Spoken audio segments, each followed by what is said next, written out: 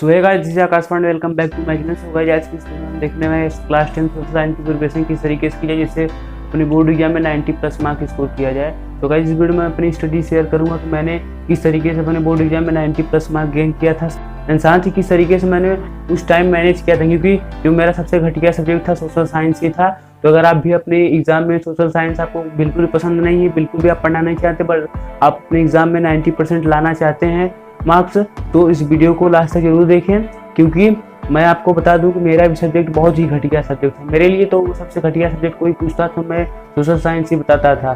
तो चलिए हम बात कर लेते हैं कि सोशल साइंस की किस तरीके से हम प्रिपरेशन करें जिससे अपने बोर्ड एग्जाम में 90+ मार्क ला सकें, क्योंकि सबके साथ होता है गाइस। किसी को साइंस घटिया लगता है, किसी को मैथ, किसी को हिंदी, किसी को इंग्लिश, किसी को सोशल साइंस। तो मुझे सबसे घटिया सब्जेक्ट जो लग रहा था सोशल साइंस, बट मैंने किस तरीके से स्मार्ट वर्क किया एंड किस तरीके से मैनेज किया, बुक को किस तरीके से पढ़ा एंड किस तरीके से नोट्स बनाया जिससे अपने 10th बोर्ड एग्जाम में 90% स्कोर कर दिया। क्योंकि मुझे पता था कि आगे चल के मुझे क्लास 12th में साइंस स्ट्रीम लेके पढ़नी है, मुझे मैथ्स पढ़नी है, तो मुझे सोशल साइंस की कहीं ज़रूरत नहीं पड़ेगी।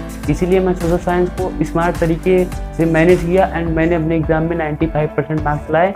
आपको भी अगर लाने हैं तो वीडियो को लास्ट तक जरूर देखें। तो चलिए हम शुरू कर लेते हैं। तो सबसे पहले हम बात कर लें कि सोशल साइंस में हमें दिक्कत कहाँ होती है। सोशल साइंस में हमें दिक्कत कहाँ होती है कि हम उसे पढ़ना नहीं चाहते, क्योंकि बहुत बोरियत सब्जेक्ट होता है। सबको पता है, मुझे तो अच्छी तरीके से पता है कि कितना बोरियत सब्जेक्ट होता था। मैं जब भी पढ़ने बैठा था मुझे नींद आ जाती थी। गाइस, मैं आपको एक रियलिटी बता दूं कि मैं जब क्लास 9th में तो जो होता है पेन पेपर टेस्ट होता है, उसमें मैं 0 नंबर पाया था सोशल साइंस में। बट मैंने कैसे सोशल साइंस में 95% लाया था, मुझे भी एक बार उस टाइम सोचते वक्त मुझे बहुत ही ये सरप्राइजिंग लग रहा था कि मुझे कैसे 95% मैं ला लिया। बट मैंने किया था, कुछ मेहनत किया था, स्मार्ट वर्क किया था। तो आपको भी स्मार्ट वर्क करना पड़ेगा और आप भी अपने एग्जाम में 95% इजीली मार्क्स ला सकते हैं। तो चलिए हम बात कर लेते हैं क्या किस तरीके से करना होगा। तो सबसे पहले आप जो बुक फॉलो कर रहे हैं, कौन सी बुक फॉलो कर रहे हैं, आप कोई अदर पब्लिकेशन बुक फॉलो कर रहे हैं उसे छोड़िए, आप NCERT बुक को, कहने का मतलब है अगर आपको 95% एम कर रहे हैं, आप 90+ एम कर रहे हैं, तो NCERT बुक तो सभी सब्जेक्ट के लिए बहुत ही इंपॉर्टेंट है गाइस। अगर आप 90% एम कर रहे हैं अपने एग्जाम में तो NCERT बुक पढ़िए। आप NCERT से एक मिलती जुलती बुक आती है लक्ष्य की, तो आप अगर लक्ष्य आपके पास है तो वो भी बेटर है, क्योंकि दोनों में अंतर क्या है, इसमें तो सोल्यूशन नहीं दिया रहता है बट उसमें सोल्यूशन दिया रहता है। तो अगर आपके पास लक्ष्य की बुक है तो उसे भी पढ़िए, क्योंकि NCERT लक्ष्य दोनों सेम है, बस उसमें जो इसमें आंसर क्वेश्चन दिया रहता है तो उसमें आंसर होता है उसका, बाकी कोई डिफरेंट नहीं है। बस NCERT बुक को पढ़िए। अब कैसे पढ़ना है NCERT बुक को? NCERT बुक को पहले तो एक बार लाइन बाय लाइन रीड करते जाइए एंड साथ में एक हाइलाइटर या फिर पेन या फिर पेंसिल कुछ भी ले लीजिए। उसमें जितने भी चैप्टर में आपको डेट दिखाई दे, जितने भी date in the sense year, जैसे 80, 49, 90, 99 एंड 80, 90, 40, मतलब कोई भी डेट दिखाई दे आपको, कोई भी ईयर दिखाई दे रहा है, कोई भी डेट, उस डेट को हाईलाइट करिए। तो जितने भी आपको डेट मिले उसको हाईलाइट करते चले जाइए। अब हाईलाइट करने के बाद अब क्या करना होगा आपको, कर लें।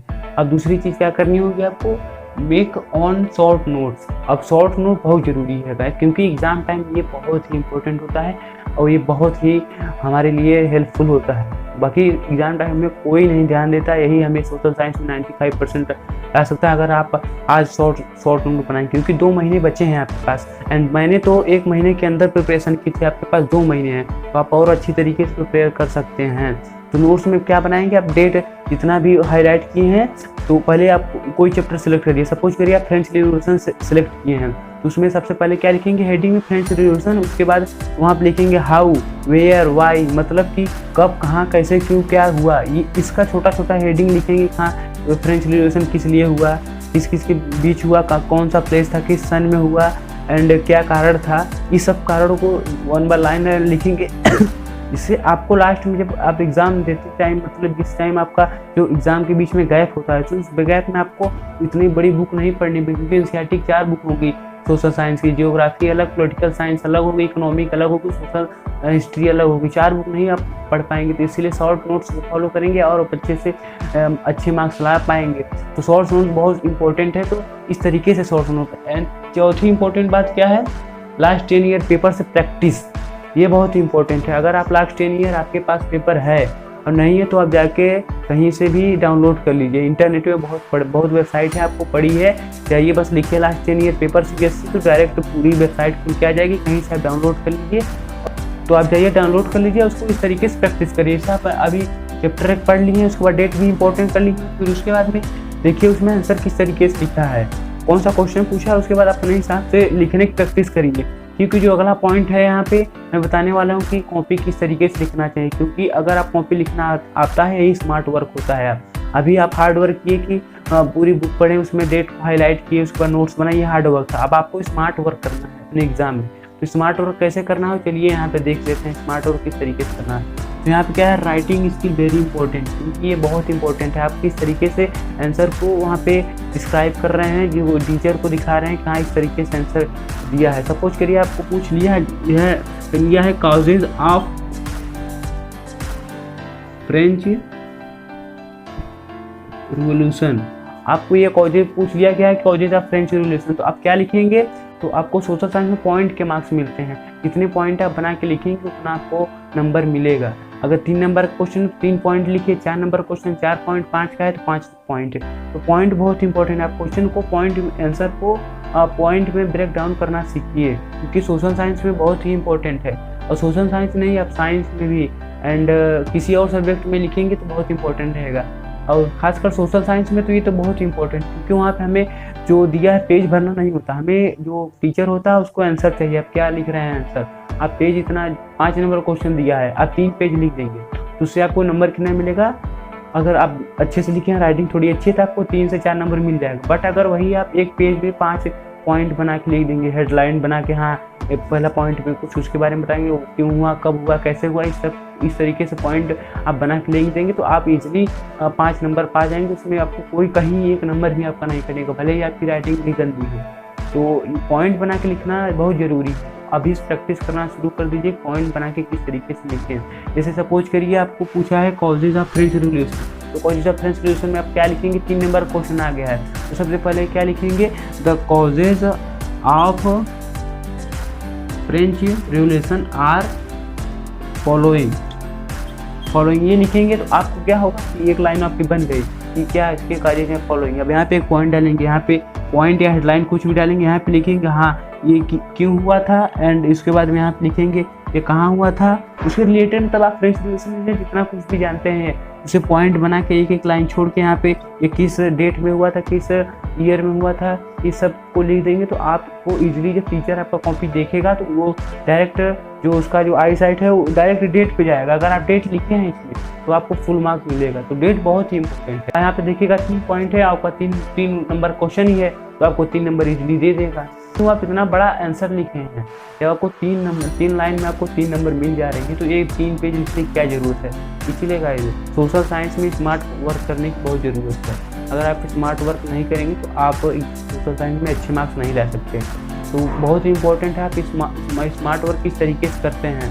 तो अगर आप इस तरीके से स्मार्ट वर्क करेंगे, सबसे पहले एनसीईआरटी बुक को फॉलो करेंगे, उसको रीड करेंगे एंड उसमें क्या है दिया है कि कौन सा डेट इंपॉर्टेंट है, कौन सा डेट बहुत इंपॉर्टेंट है, डेट को हेडलाइन हाईलाइट करिए। उसके बाद में एक नोट्स बनाइए अपना, डेट्स को मिलाते हुए शॉर्ट नोट्स इस तरीके से बनता है, वो छोटे छोटे पॉइंट चैप्टर से छांट के लिखिए वहाँ पे, तो उसमें आपका नोट्स तैयार हो जाएगा, जिससे आपको एग्जाम के लास्ट टाइम आपको बहुत इंपॉर्टेंट होने वाला है। आगे बात कर लें तो लास्ट 10 ईयर पेपर, तो लास्ट 10 ईयर पेपर बहुत इंपॉर्टेंट है। लास्ट 10 ईयर पेपर सबको प्रैक्टिस हो जाएगा, हाँ कि हम कहाँ तक हैं, कहाँ तक हम पहुँच कर रहे हैं, किस तरीके से हम लिख पा रहे हैं आंसर को। क्योंकि आप आंसर जितना लिखेंगे उतना आप प्रैक्टिस करेंगे उतना आपको आगे चल के बोर्ड एग्जाम में फ़ायदा होने वाला है। क्योंकि अभी ऑनलाइन क्लासेस चल रही है तो हमारी जो लिखने की आदत है वो पूरी बदल चुकी है, हम बहुत कम ही लिख रहे हैं। तो अगर आपको सोशल साइंस में लिखना है, आपको सोशल साइंस में फोड़ना है, तो आप इस जो दिया है स्ट्रेटजी, मैंने जो टिप्स बताए हैं इस टिप्स को ज़रूर फॉलो करें। और मैं आपको गारंटी के साथ कह सकता हूँ कि आपको 95% मार्क्स ज़रूर आएंगे। चाहे तो आप स्टैम्प पेपर क्लिक करवा के ले लीजिए। अगर आप ये जो मैं चीज़ बताया हूँ अगर इसको फॉलो कर लेते हैं तो आपको 90+ मार्क्स लाने से कोई नहीं रोक सकता गाइस। तो चलिए इसी के साथ वीडियो को समाप्त करते हैं और मिलते हैं अगले वीडियो में। तब तक के लिए गाइस चैनल को सब्सक्राइब करना ना भूलें, क्योंकि इससे मुझे मोटिवेशन मिलती है और वीडियो इस तरीके लाने के लिए और आपका हेल्प करने के लिए। क्योंकि अगर मैं भी 95% लाया हूँ तो मैं भी ये चाहता हूँ कि आप सभी भी 95% लाएँ।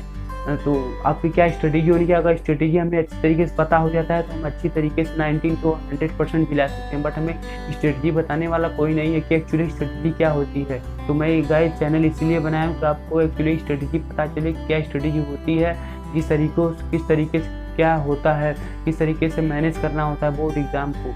तो जरूर से जरूर चैनल सब्सक्राइब कर दें, और वीडियो आपको पसंद लगी हो तो लाइक जरूर कर दें। तो thank you so much guys, take care.